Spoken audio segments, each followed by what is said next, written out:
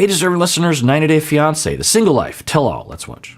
Isn't that the impression everyone got? And I didn't go through hell for so many years. So some Right? bitch called me ugly, not good enough for you. Oh Come on, my she didn't even God. met me in person. She can go to hell. Okay. Hey, Josh. So Yeah, I'm guessing Josh at this point is like, I wasn't hoping that this would happen on the show, but apparently it's happening. Now, I don't know. Maybe Josh is a complete jerkface and is deserving of all this stuff. So, I don't know. So I guess the question is, it seems as though on one hand, you are using the excuse that Natalie is still married to not move this relationship further. What?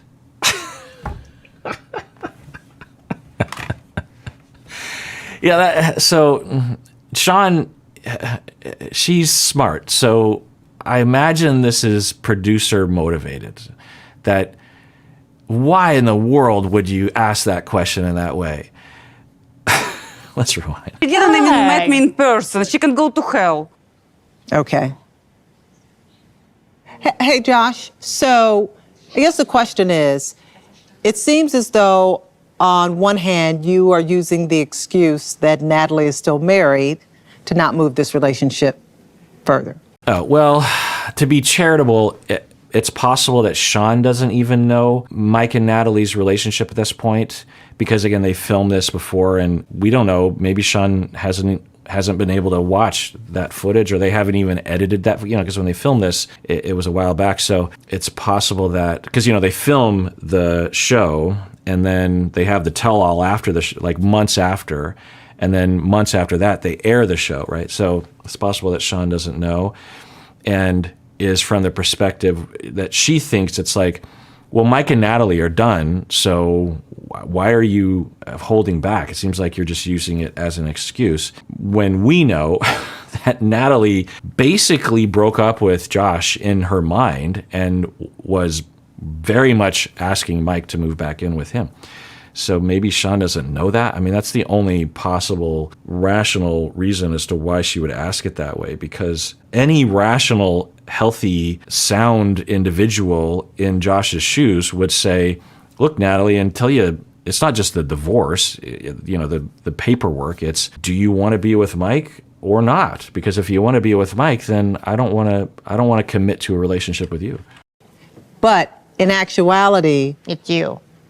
is it you? Sure. I don't think that we've had enough time to actually give you like a real answer for that. And how long have you been dating?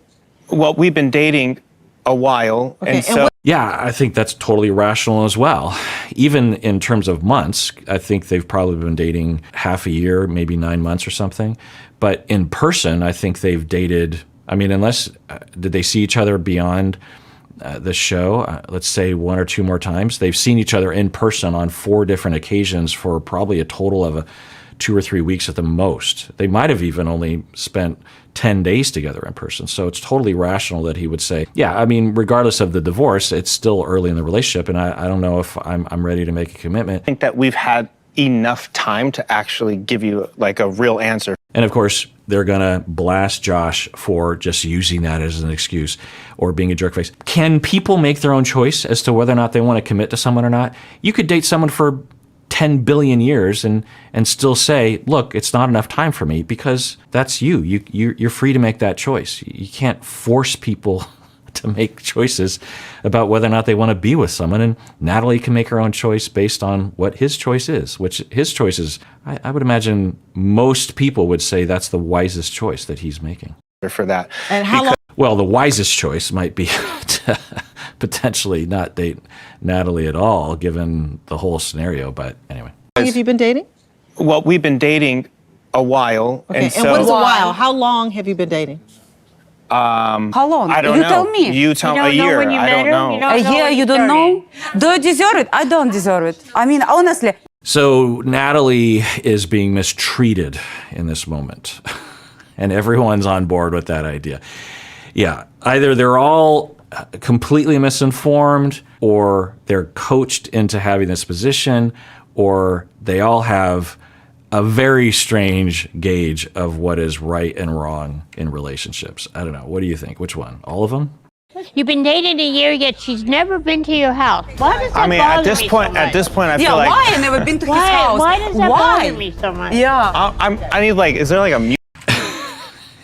Josh is like, how is this happening? I'm going to take a guess and say that Josh doesn't watch a lot of reality TV or doesn't watch enough or doesn't have enough knowledge about behind the scenes and had no idea that this is what was going to happen. Like, if someone came to me and said, I'm about to go on the show, what do you think is going to happen? I would say, well, let's prepare for the worst. It'll sound ridiculous, but there's a high chance that this will happen. So here's what could happen. Everyone could start attacking you for literally anything and everything. So what do you want to do with that? And are you willing to go on a show if that's the case? So he's now, I think, saying, how is this happening to me right now? A year, yet she's never been to your house. Why does that I mean, bother at this me point, so much? at this point, I Yeah, feel like why I never been to his house? Why does that bother me so much? Yeah, Debbie, why? That's a really great question. Why does it bother you so much? It's a great question. It's a really good question that you should ask that with your therapist, maybe. Well, and I think one of the factors is that he has kids, or at least one kid, right? So, and they barely know each other, him and Natalie. So, yeah, she doesn't have to come to his house. Now, does Debbie think there's something nefarious going on? Maybe there is. I don't know. Yeah. I need like, is there like a mute button for this lady? It's not about you. What about how I feel? You don't give a how I feel. You do not. Coming up. Yeah. Yeah. Wow. Why does Josh? I mean, I've been wondering this from the first date they had.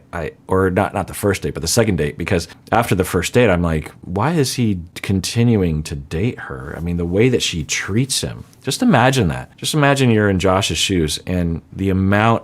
We're seeing the tip of the iceberg in terms of the way that Natalie treats him. I mean, it is not fair, the way that she says things, the things that she says to him, the way that the whole cast and Sean are going after him too. I suspect it has something to do with production influencing them, but behind the scenes, Josh is involved with that. And so there's this question of like, why? What is it? Is it because he wants to be on the show and it will help his business? Is it because he's that smitten? Is it because behind the scenes their relationship is much better? It's a possibility. Is it because he doesn't detect mistreatment when it's happening because he was mistreated a lot when he was growing up? I don't know. Does he just have so much compassion and patience that he just can let it go? I don't know. You don't give a how I feel. You do not. Do I deserve it? Oh, I think that's not correct. Okay, that is not correct. I mean, it's how I feel. Obviously. Yeah, right there is a good example of how diplomatic and how perfect he is for her, given how she is and her interpretations and the mistreatment that she has, the judgment and the yelling that she does to him. There's so many other responses that you would imagine could happen from Josh right there. He could walk out. He could be like, I can't even believe you're saying that.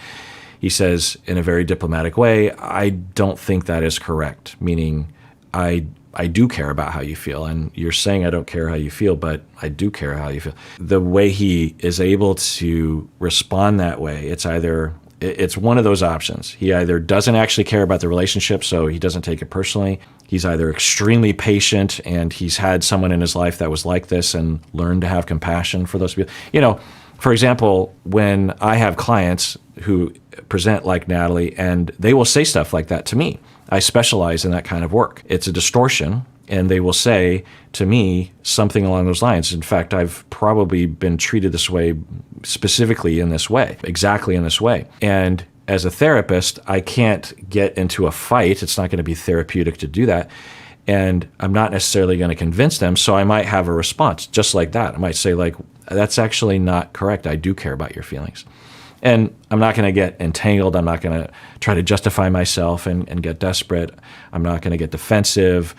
I might even just say, okay, that's how you feel. Tell me more or something like that.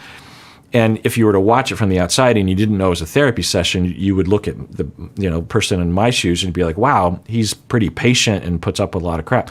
But that's what you need to do with this kind of client is you need to allow the individual, the client, to transfer on to me. I need to allow that, which is natural and a hoped for development in the relationship such that we can start to get into the transference because it is it's an evidence-based treatment for this kind of thing, meaning that science has demonstrated that it is a viable treatment protocol to reduce symptoms and increase well-being and improve relationships and improve mood and reduce suicidality, that kind of anyway.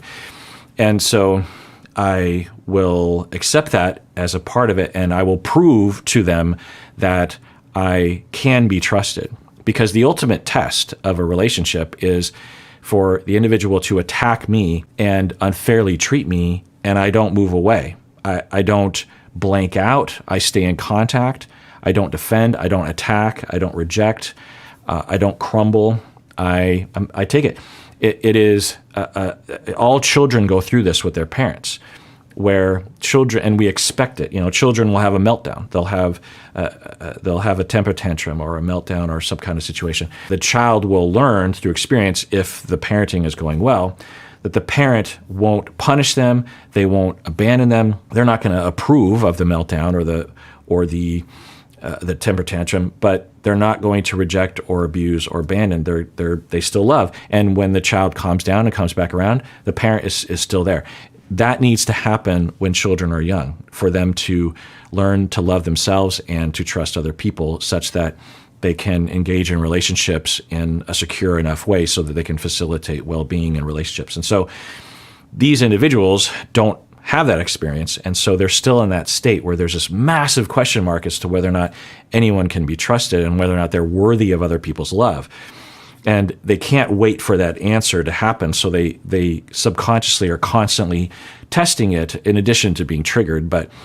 And when I can pass that test repeatedly as a therapist, they can have that experience that they deserved when they were 2 years old. And once they have enough of those with me, they can begin to feel like, oh, I can trust other people. I am worthy of people's love and attention. And then they, one, are triggered less, and two, they don't need to test as often because they have more of an answer to that question, and then they'll stop attacking me, essentially.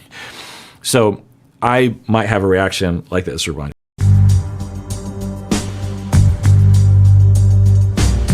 You don't give a how I feel. You do not. Do I deserve it? Well, I think that's not correct. Okay, that is not correct. I mean, it's how I feel. And it hurts. If you're Josh, if you're me, if you're any therapist that works in this area, it's not without its pain and anxiety, and my adrenaline will go a little bit, but over time you learn how to manage it. You have outside therapy for yourself, you have outside consultation, supervision, you have ways of seeing the situation in an accurate way so that you don't take it personally, but there's no way out of the pain and the anxiety and the distress that you go through when you have a client like this. So it's hard. So I imagine Josh doesn't feel great right now. And Natalie, though, had an interesting response to what he said. It de-escalated her a little bit. She's like, well, it's just how I feel. She's doubling down on it, kind of, but she has stopped attacking, and I think he actually just passed a test. So it does help her to calm and regulate a little bit. Let's rewatch that. How I feel. You do not.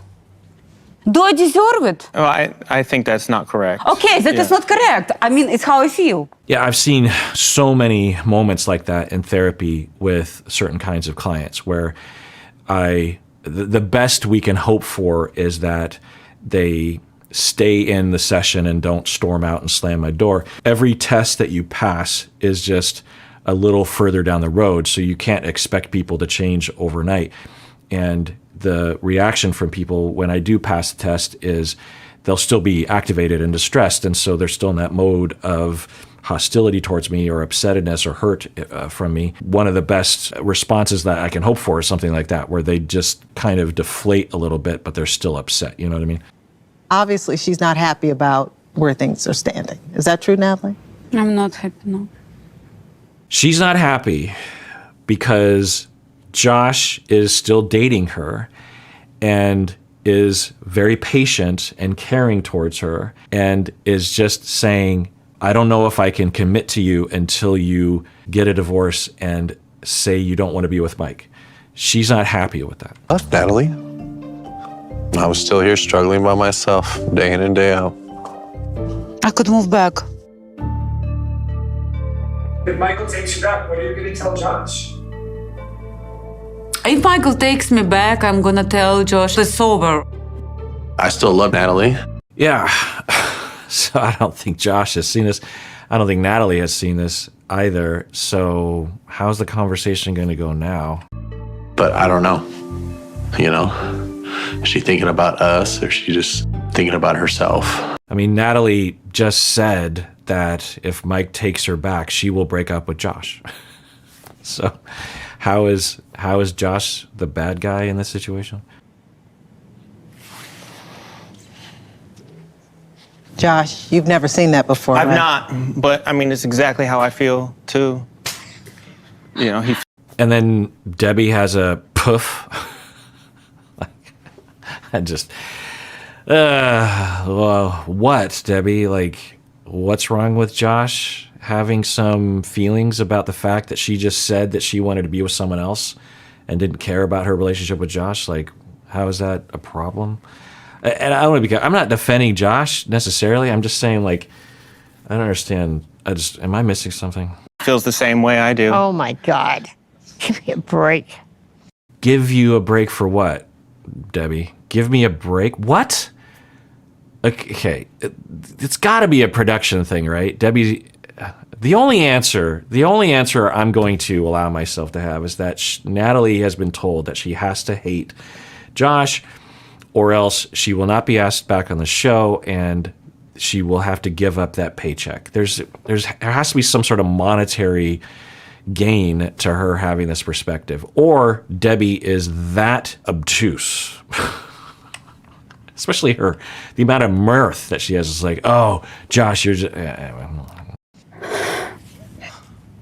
I don't know. I think she just needs to figure out what she wants to do with her life at this point. So I think what's happening with Natalie right now is she was in a state where she was in denial about what actually happened with Mike, and she just witnessed it. Also, I think mostly of what she's probably feeling is like, oh my God, now Josh actually does have a reason to break up with me, and maybe it's my fault, and I have no defense. I can't go to my normal defense of blaming him. So I'm now left completely on my own with my own shame. And she's falling into a shame spiral is my guess. There are a lot of people on the show who need to go to therapy. Natalie is at the top of the list, and in a way that I actually do worry about her. There are people on the show that I legitimately worry about in terms of taking drastic action and having a lot of traumatic reactivity. So I hope that she's okay. I hope she has a therapist that she can talk to. Okay, then. Let's pause here and take a quick break, but we've got a lot. Pause here? Why?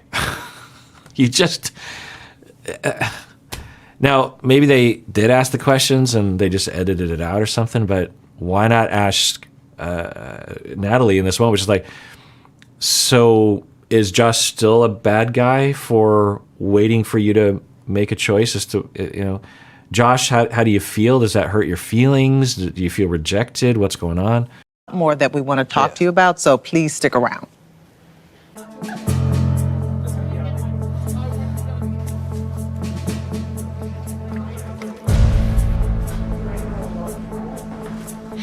So, how are you feeling right now, Josh? I'm a little angry. Yeah? Yeah. Yeah.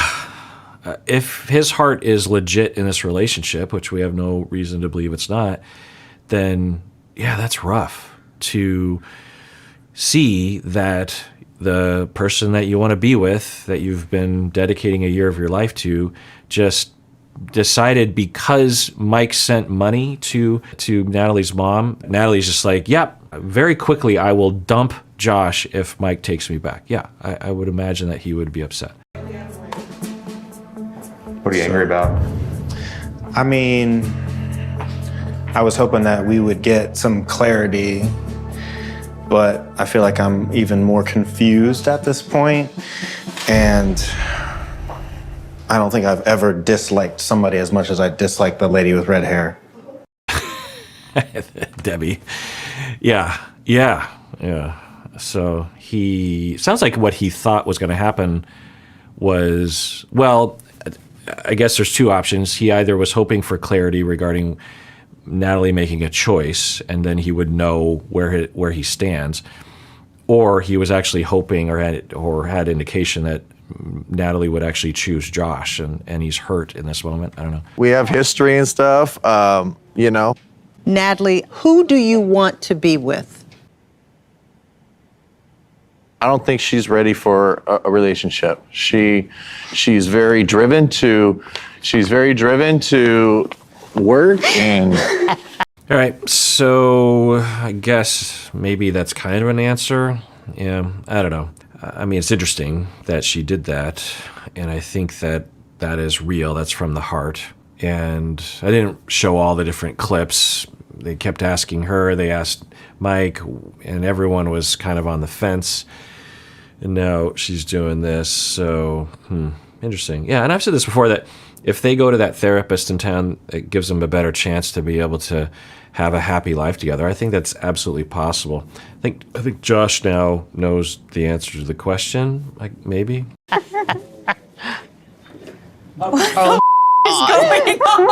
Josh, now might be a good time to break up. Yeah, break up and leave. I'm not ready for a relationship for You're done. It's, if you think of from Josh's standpoint, it's a pretty awful way to treat him, right? If you're Natalie, you could have taken better care of Josh in that moment and said, at least in your head, it just like turn to Josh and say, hey, Josh, I'm sorry. I think I want to be with Mike. To just hang him out to dry like that, it can't feel good, but I don't know. I'm guessing that it's better. Although I could see this situation being continued because of the reasons why it's already been happening to begin with. So I don't know. This might not mean that it's over. I'm not. He said the truth. I'm not. I'm suffering a lot. It's just hell. I don't know what's happening I right don't now. know too.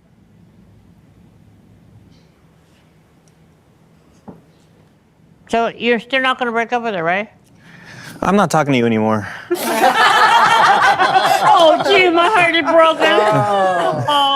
Yeah, I didn't show all the clips in which Debbie was irrationally and unfairly and bizarrely going after Josh in this really weird way. I suspect that she either thinks she has to do that to be invited back on the show, or the producers are telling her to do or something. I mean, her attitude and statements towards Josh were just utterly ridiculous, just bizarre, like delusional in a weird way. So he is not talking with her anymore, which is a good move. Okay, Josh, do you consider yourself still in a relationship with Natalie? I mean, I don't know. Did we break up right now?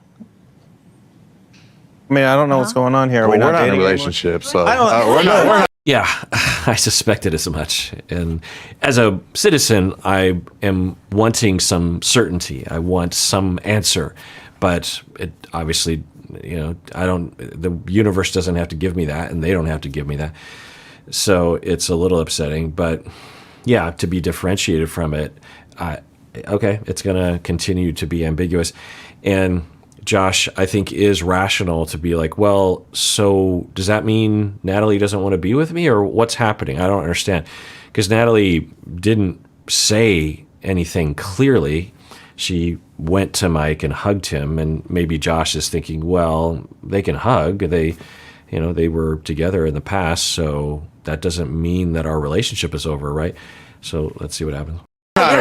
I mean, at least, I don't know what's going on here. This is also like the first time I've ever hearing this. I have never had any type of closure with this side of anything. I've not known what has been going on with. Yeah, that's interesting, which I think I suspected. Basically, to Josh, he's in a relationship with Natalie and doesn't know anything about the Mike thing, knew that Natalie went to see Mike, but didn't know anything about the conversation because I imagine Natalie didn't tell Josh. So he just sees that scene. He now is seeing this and he's like, what? So maybe tomorrow, once the dust settles, he will be like, yeah, the relationship's over. So I think he's saying, I'm still reeling from the revelations that are happening right now. Yeah. Mike, what are your thoughts? I don't want Natalie back right now. No. Interesting. So Mike is saying, I don't want Natalie back right now. Interesting. I wonder where Mike is exactly. I would imagine that he's mostly, 9 toes out of the door. Maybe he's still holding on. They asked why Mike hasn't fully divorced her yet. And Trish said something like, well, we can't talk about exactly why, but we've had to delay because of da-da-da, and so that will happen soon, or something like that. So maybe Mike is waiting because of a few, I don't know, who knows? Maybe they're going to try to get her deported or I don't know. But anyway, Mike just said that he doesn't want her back. Okay. I think that might be new information to Natalie, which could cause her to run to Josh in this moment. I don't know. What makes you happy at the end of the day? I want to provide for my mom and I want to work. Go do it. Thank you. Why always crying, Telo? Have you noticed? All the time I cry. You cry at every tell. You need to figure out what you want, okay? That's all I can say. So she is reaching out to him, at least for some physical affection. He is reluctantly, occasionally tapping her. It seems like maybe his attitude is different than when we last saw them together during the regular season. Looks like he's done with her. I think if he was even just slightly open to re-engaging with her, he would at least hug her back in this moment. You got this. Would you ever consider getting back together with Natalie? I'll always have love for her. I'm not a crystal ball reader. I don't know exactly what the future holds. So, yeah, it's normal. He could be being coy in this moment. So maybe he's saying, well, you never know. Who knows what's going to happen down the line. I still have feelings for her, but I don't know. But I think he's also basically saying it's unlikely. All right, well, that does it for that episode. Everyone out there, please take care of yourself because you deserve it. You really, really do.